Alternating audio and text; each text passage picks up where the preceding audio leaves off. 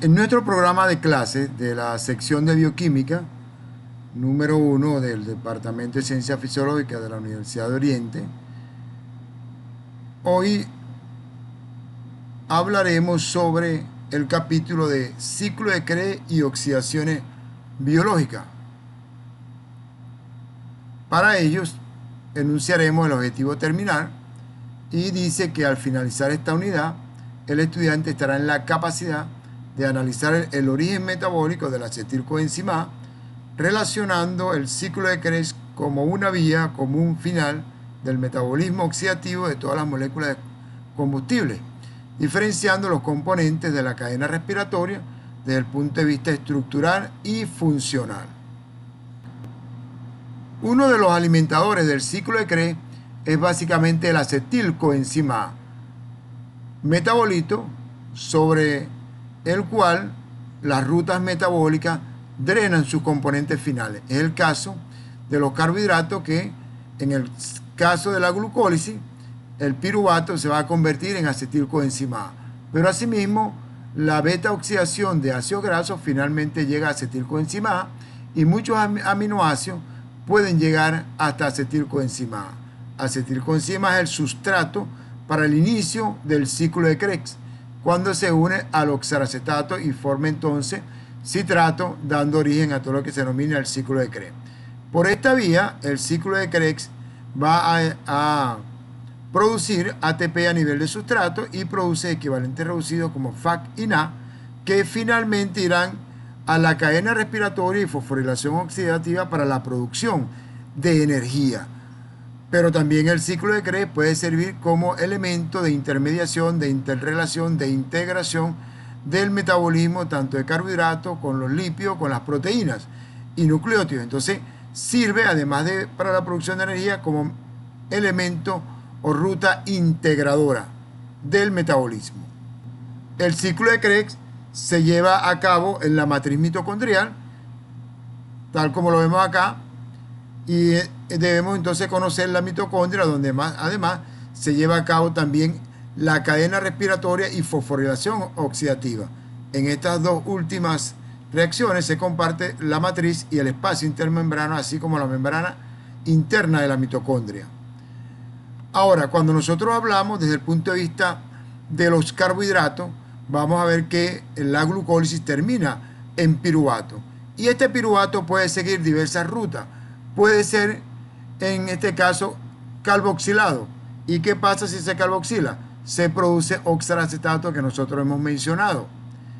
Puede ser que se produzca una reducción y ese piruvato vaya hacia la producción de lactato, no va al ciclo de Krebs. Puede ser que sufra una transaminación y se convierta, por ejemplo, en alanina. La alanina, si esto sucede a nivel muscular, por ejemplo, en el tejido periférico, viaja hasta el hígado y en el hígado se transamina nuevamente, al contrario, se convierte en piruvato y entra al ciclo de Krebs. O, por otro lado, puede ir hacia la producción de glucosa por gluconeogénesis. Pero la ruta que nos interviene, que nos interesa en este momento, es la producción o la conversión de piruvato hasta acetilcoenzima A, que es el sustrato fundamental para alimentar al ciclo de Krebs.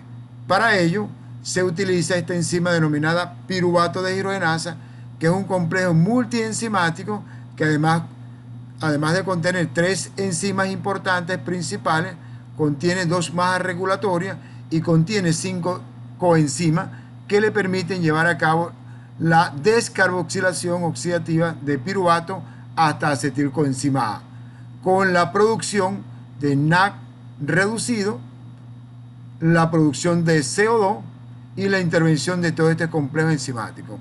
Ahora, el piruvato está en el citosol, donde se lleva a cabo o se realiza la glucólisis.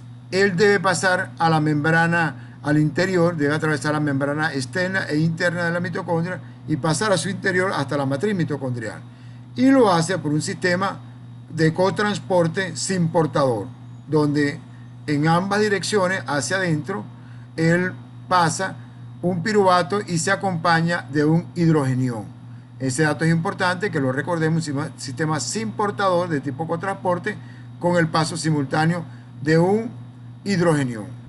¿Cuáles son las enzimas fundamentales o principales que tiene este complejo multienzimático de la piruvato deshidrogenasa? Estos son la piruvato deshidrogenasa, y en alguna literatura aparece como piruvato descarboxilasa. Tiene la hidrolipoil transacetilasa, es la segunda enzima. Fíjense las subunidades que contienen cada uno de ellos. La piruvato deshidrogenasa o descarboxilasa contiene 20 a 30 subunidades.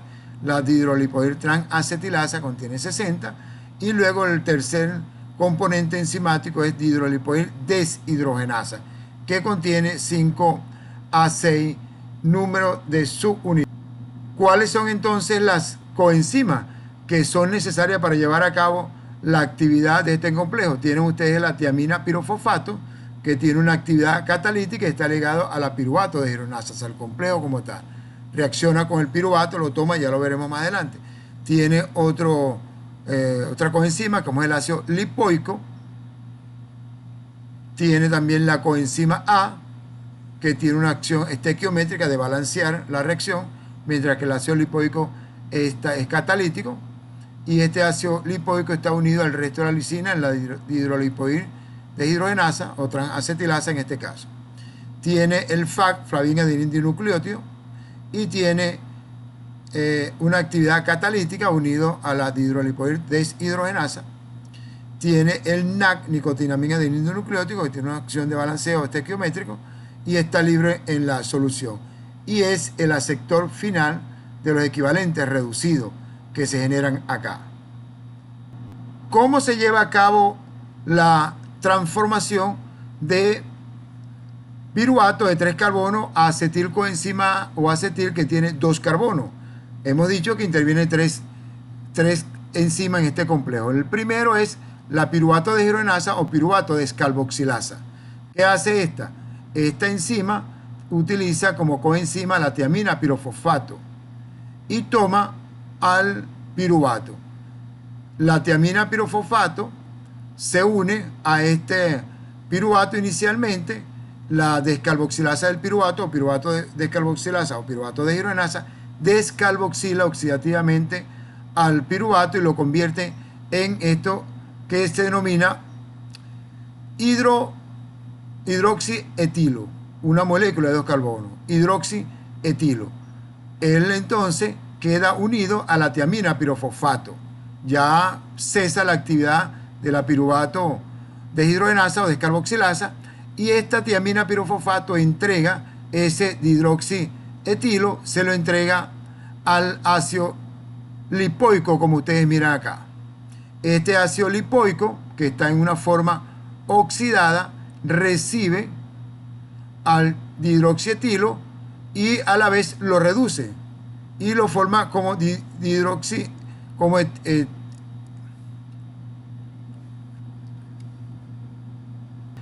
este intermediario que hemos mencionado, el intermediario hidroxietilo, se oxida por transferencia hasta la forma disulfuro del ácido lipoico, enlazado de manera covalente con la hidrolipoil transacetilasa. Esta reacción la realiza la transacetilasa.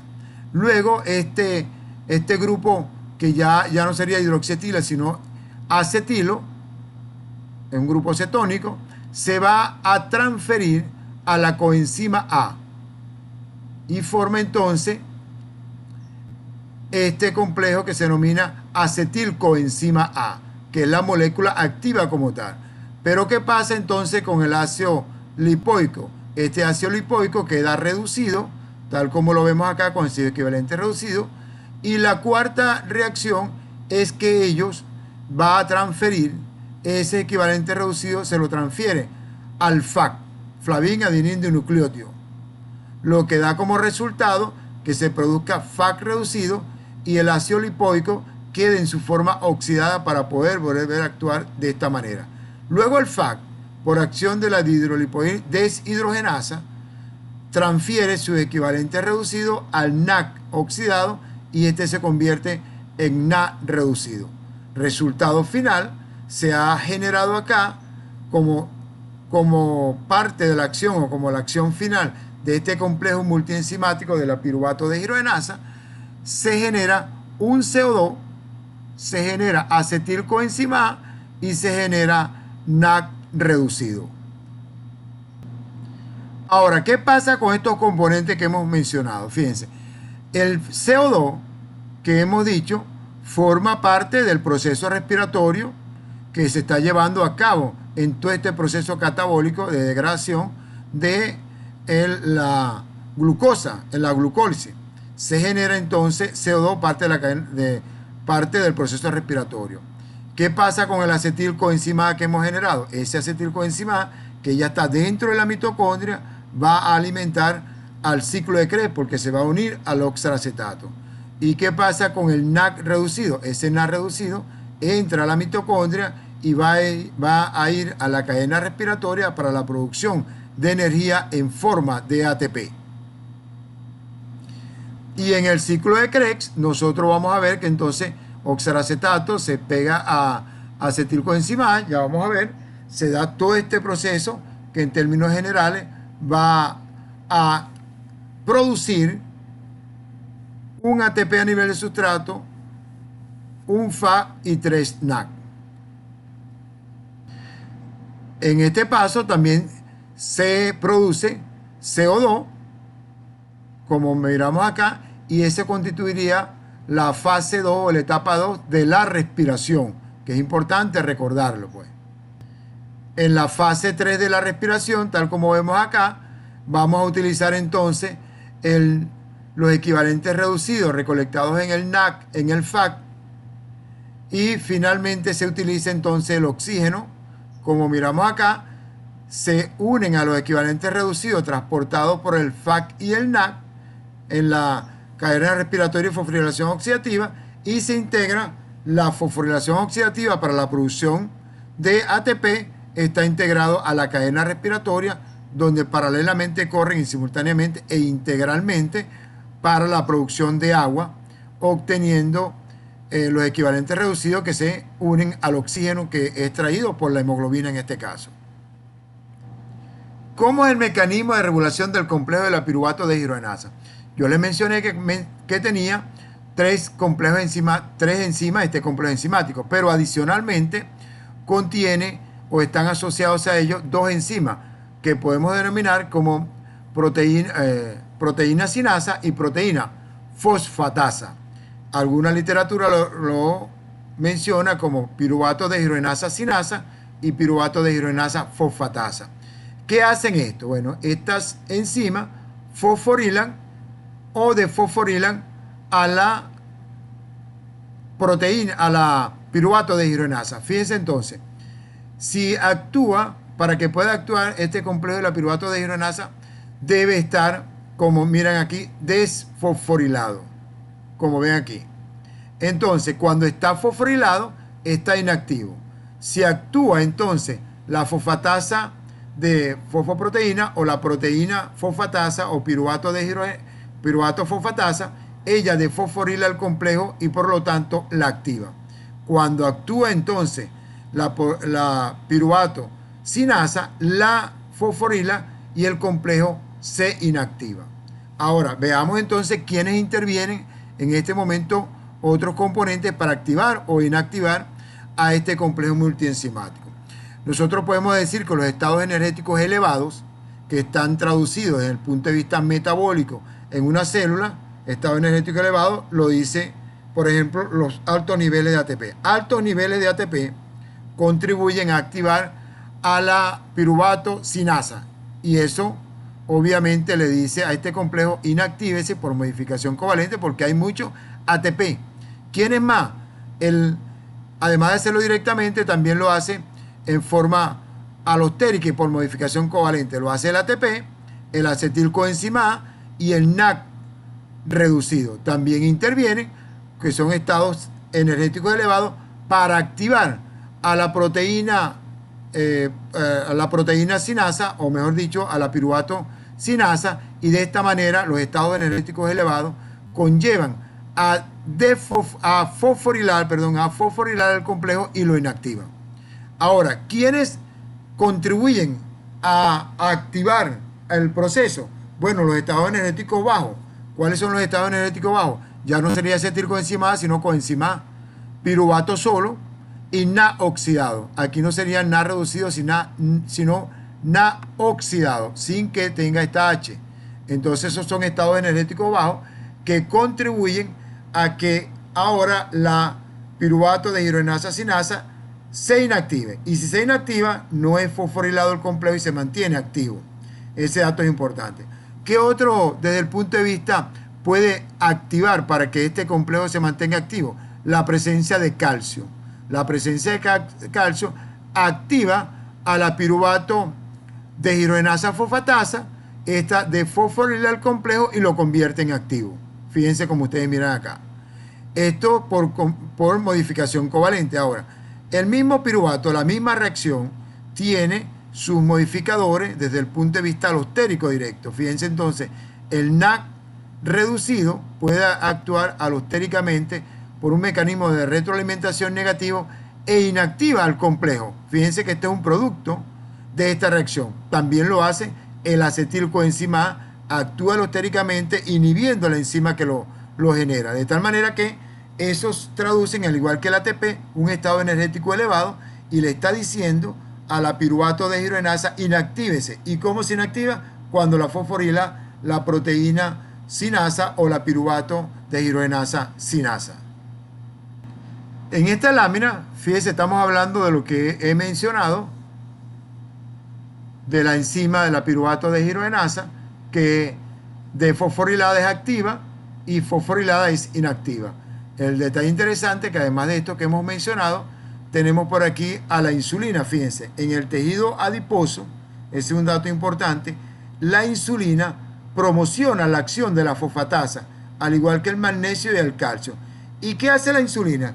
La insulina es una hormona anabólica y le está diciendo entonces que se transforme piruvato a acetilcoenzima A. ¿Por qué? Porque está activando a la piruvato de hidrogenasa, que cuando está desfosforilada es activa. Entonces, mención especial vale que decir que la insulina en el tejido adiposo activa a la piruvato de hidrogenasa por activación de la piruvato de hidrogenasa fosfatasa, que desfosforila el complejo y lo activa. Una vez que tenemos entonces el acetilcoenzima A, obviamente nosotros vamos a estudiar el ciclo de Krebs. El ciclo de Krebs se lleva a cabo en la matriz mitocondrial, como lo hemos mencionado allá, y va a procesar todo el acetilcoenzima A proveniente de glucosa, de ácidos grasos, de aminoácidos, etcétera, que van a entrar por esta vía. Y una vez que está allí, ese ciclo de Krebs va a generar ATP, NAC, FAC y hace descarboxilaciones de estos compuestos sucesivamente. Entonces, fíjense, también constituye el ciclo de Krebs y cadena respiratoria la tercera fase. El ciclo de Krebs estaría en la segunda fase y la cadena respiratoria y fosforilación oxidativa en la tercera fase de lo que sería la respiración. Entonces, entremos al ciclo de Krebs y vamos a mencionar que las características del ciclo de Krebs, que es una ruta oxidativa final en el catabolismo de carbohidratos, aminoácidos y ácidos grasos. Tiene una importancia cualitativa extrema en el hígado y en el riñón, puesto que allí se puede generar energía. Sin embargo, el ciclo de Krebs se lleva a cabo en todas las células que contienen mitocondria.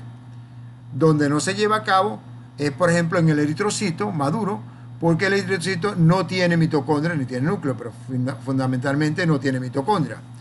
Este ciclo de Krebs consta de 8 reacciones enzimáticas. Es un ciclo de tipo anfibólico, lo cual significa el concepto de anfibólico, es decir, que puede ir hacia integrarse hacia rutas anabólicas, síntesis de compuestos, o rutas catabólicas, degradación de compuestos, dependiendo del momento metabólico, dependiendo de la especialización del órgano. Es una fuente importante e intermediaria de biosíntesis, ahí sería anabólico, pero su acción está acoplada a la fosforilación oxidativa y cadena respiratoria, como sería la producción de energía, y esa sería la parte catabólica de este ciclo. Fíjense, cuando nosotros colocamos una glucólisis que llega finalmente hasta el ciclo de Krebs para la producción de energía, vamos a encontrar que la oxidación completa de la glucosa, como miramos acá, completa, se oxida hasta CO2 más agua, produce 30 a 32 ATP. Esto significa que tiene un delta G de aproximadamente menos 686 kilocalorías mol.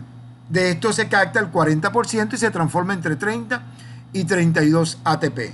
Obviamente entonces la reacción completa de glucosa hasta la producción de 6 moléculas de CO2 más agua y ATP es una reacción de tipo catabólica y es altamente exergónica. Es irreversible, pues. Comencemos entonces para mencionar cuáles son las reacciones que se están generando aquí. Y nos ubicamos, como ustedes miran aquí, en el acetil que viene del producto de la piruvato deshidrogenasa. ¿Cuál es la primera reacción? Hay una reacción de condensación donde el oxalacetato se condensa con el acetilcoenzima A. Esto lo realiza esta enzima denominado citrato sintasa y se convierte entonces en citrato. Estos dos componentes se convierten en citrato. Este citrato va a sufrir una primera deshidratación, se pierde una molécula de agua y lo produce esta enzima denominada aconitasa, como ustedes miran acá. Luego se convierte en cis-aconitato, esto que ustedes miran aquí, actúa la aconitasa nuevamente, se rehidrata, pero ahora en otra posición, y se convierte entonces, fíjense, en isocitrato. Si ustedes miran esta molécula, miren aquí donde está el oxígeno a este nivel, ahora perdón, el hidroxilo a este nivel, ahora miren dónde está el hidroxilo en el otro nivel. Ha habido un reacomodo de esta molécula y se convierte de citrato en isocitrato. Eso lo realiza la aconitasa, pasando por ese compuesto intermediario denominado cis-aconitato. Luego de esto se va a producir la primera oxidación o primera descarboxilación oxidativa y lo realiza este complejo multienzimático denominado isocitrato deshidrogenasa. ¿Qué hace la isocitrato deshidrogenasa? Descarboxila oxidativamente al isocitrato que tiene 6 carbonos y lo convierte en alfa-cetoglutarato, como ustedes miran acá. Y en esa reacción se genera, además del CO2, se genera el primer NAC reducido del ciclo de Krebs. Luego va a actuar este complejo denominado alfa-cetoglutarato deshidrogenasa, que es un complejo muy parecido en cuanto a los componentes que tiene de enzima y coenzima al de la piruvato deshidrogenasa. ¿Qué va a hacer este complejo? Hace nuevamente una descarboxilación oxidativa y este compuesto de alfa-cetoglutarato se convierte en succinilcoenzima A y se genera el CO2, pero a la vez se genera otro NAC reducido. Entonces el segundo NAC reducido está generado por el complejo del alfa-cetoglutarato deshidrogenasa. Tenemos entonces el succinilcoenzima A, fíjense cómo lo tiene aquí. Este succinilcoenzima A va a ser sustrato de la succinilcoenzima A sintetasa. Esta enzima genera el único ATP que se produce a nivel de sustrato en el ciclo de Krebs. En términos reales, produce un GTP, guanosin trifosfato, que luego se intercambia y produce ATP. Y entonces generamos el primer ATP a nivel sustrato y el único del ciclo de Krebs directamente, y el succinilcoenzima A se convierte en succinato. Actuaría posteriormente la succinato deshidrogenasa, que va a hacer una deshidrogenación de este compuesto, Fíjense aquí, aquí tiene una molécula, una parte de la molécula que contiene 2 hidrógenos y acá va a tener 1 y se forma un doble enlace. Esto lo realiza la enzima succinato deshidrogenasa y genera el único FAC que se da en el ciclo de Krebs. Produce entonces fumarato. Fumarato va a producirse una rehidratación por acción de la fumarasa y se convierte en malato. Este malato contiene aún energía para que sea sustrato de la malato deshidrogenasa, que produce una deshidrogenación y produce el tercer NAC reducido que se lleva a cabo en el ciclo de Krebs. La diferencia con los anteriores es que no produce descarboxilación, el caso de la malato deshidrogenasa, y genera oxalacetato. Nuevamente queda el oxalacetato para entrar con otro acetil coenzima A y poder mantener todo el ciclo funcionando. Un detalle adicional, fíjense que aquí está marcado el acetil coenzima A, la molécula que contiene sus carbonos. Si nosotros miramos acá, vamos a encontrar que, fíjense, esa molécula de acetilcoenzima A que está marcado aquí no va a sufrir las descarboxilaciones, sino que lo hace la parte inferior de la molécula. Fíjense, se va descarboxilando y él queda. Por supuesto, él queda en esta posición. Quedaría aquí en esta posición. Luego el próximo acetilcoenzima A se monta aquí y así sucesivamente hasta llegar a que esa molécula en tercera vuelta de la primera que entró se pueda degradar.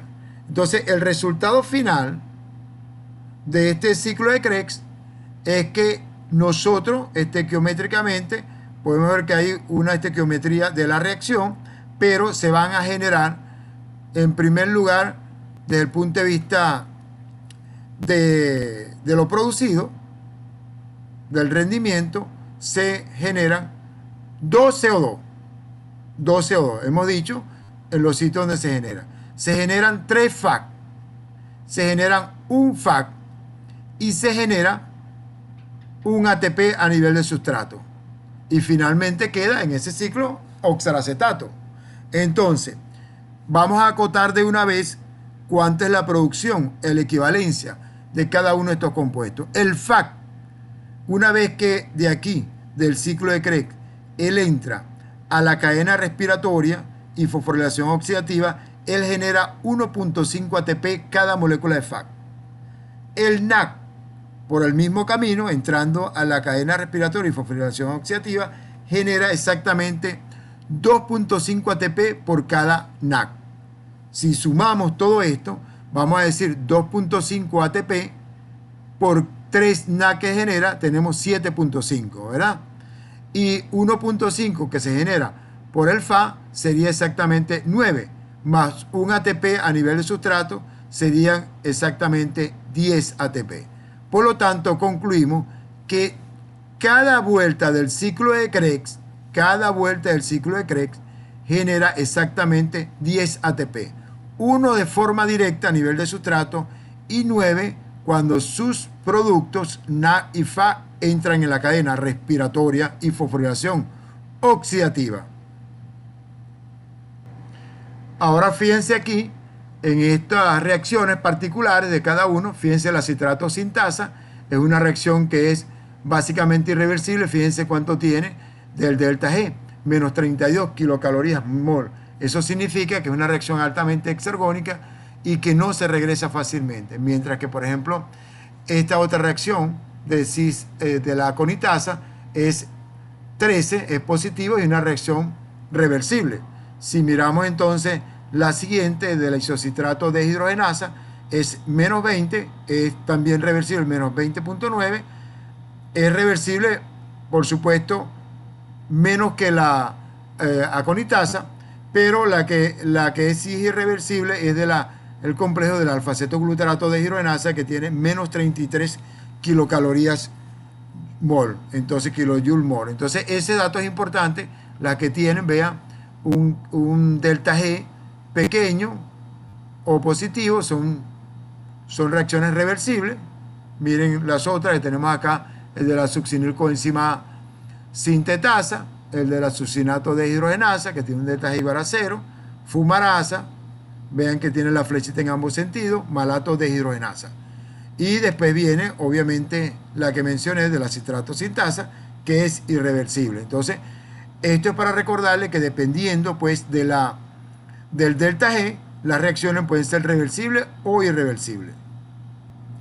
En esta lámina es para recordarle dónde se están produciendo. Ustedes tomen esta y la imprimen o le van colocando, por ejemplo, aquí cuál sería para estudio, cuál sería la enzima que está trabajando acá, cuál sería la que está trabajando aquí. Le colocan también el delta G que tiene.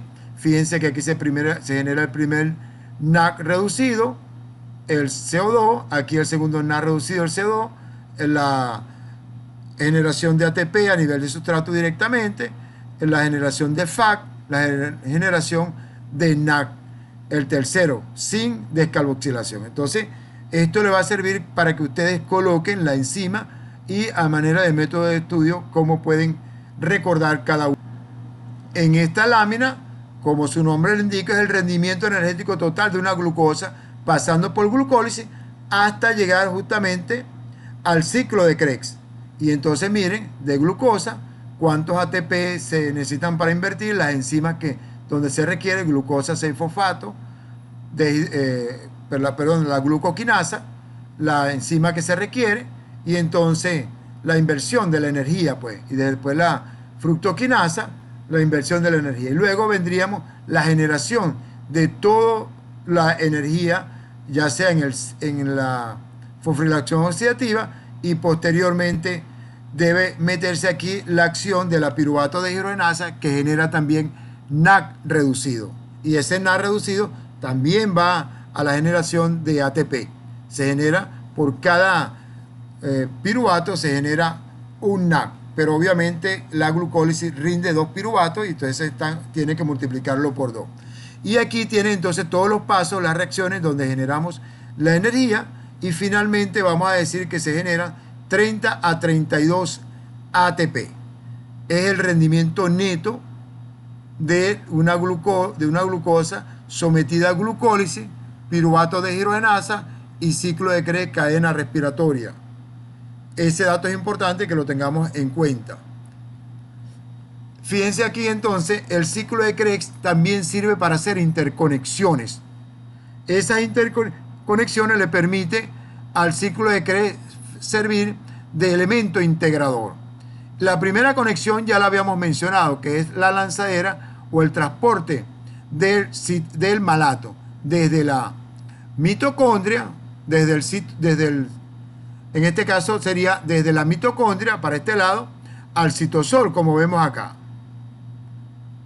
Puede producirse así, mitocondria al citosol, o inversamente. Fíjense entonces, si miramos, vamos a encontrar entonces que la lanzadera del malato está utilizada básicamente para que se interconecte esos componentes que llegan como piruvato y que luego se convierten de piruvato a oxalacetato para que puedan producir glucosa de nuevo. Entonces aquí en este caso, fíjense,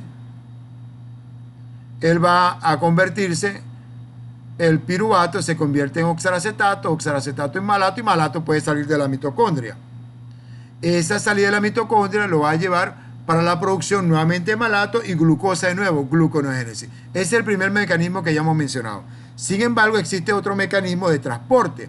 Ese otro mecanismo de transporte es que el oxalacetato, una vez que se convierte a piruvato, de oxalacetato, una vez que se une a la acetilcoenzima, se convierte en citrato. Citrato puede seguir en la mitocondria, pero ojo, el citrato puede salir fuera de la mitocondria para ir a la síntesis de ácidos grasos en el momento metabólico que se requiere. Supóngase que en un momento determinado una célula hepática o una célula de un adipocito haya una gran cantidad de glucosa, se va por la vía de la glucólisis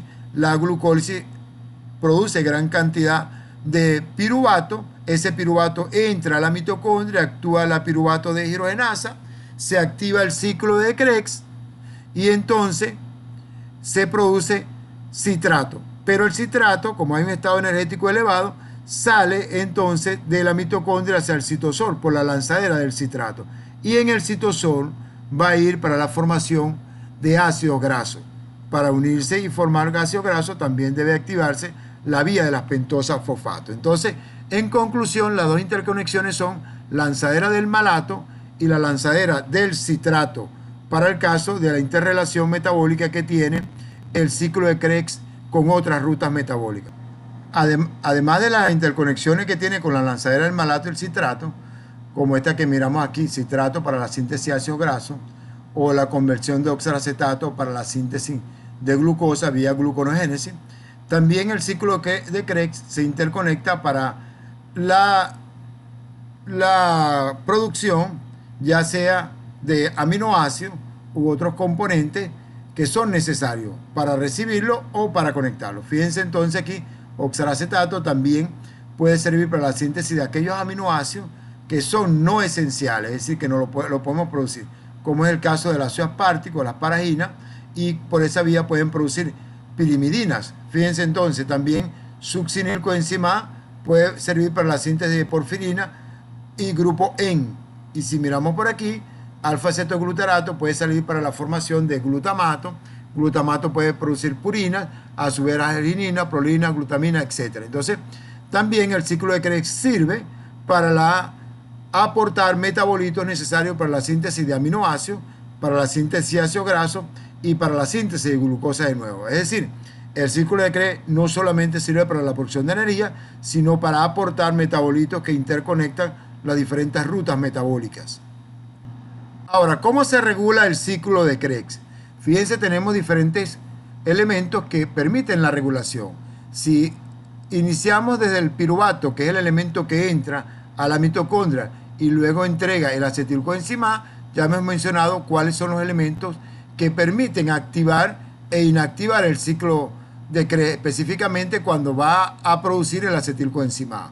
Recuérdense entonces que en términos generales todos los elementos de alta energía permiten entonces los de alta energía inhibir como está aquí a la producción de acetilcoenzima A vía inhibición de la piruvato deshidrogenasa. Si miramos aquí abajo también, fíjense, elementos de alta energía como es el caso del Na y como es el caso de ATP que se está generando acá, esos niveles elevados le dicen también a la citrato sintasa, mira, inhíbese porque tenemos mucha energía y el ciclo de Krebs no puede seguir progresando. Esto por supuesto haría, cuando esté así, que se inhiba entonces esta enzima. El mismo citrato sirve de inhibidor alostérico de la citrato sintasa.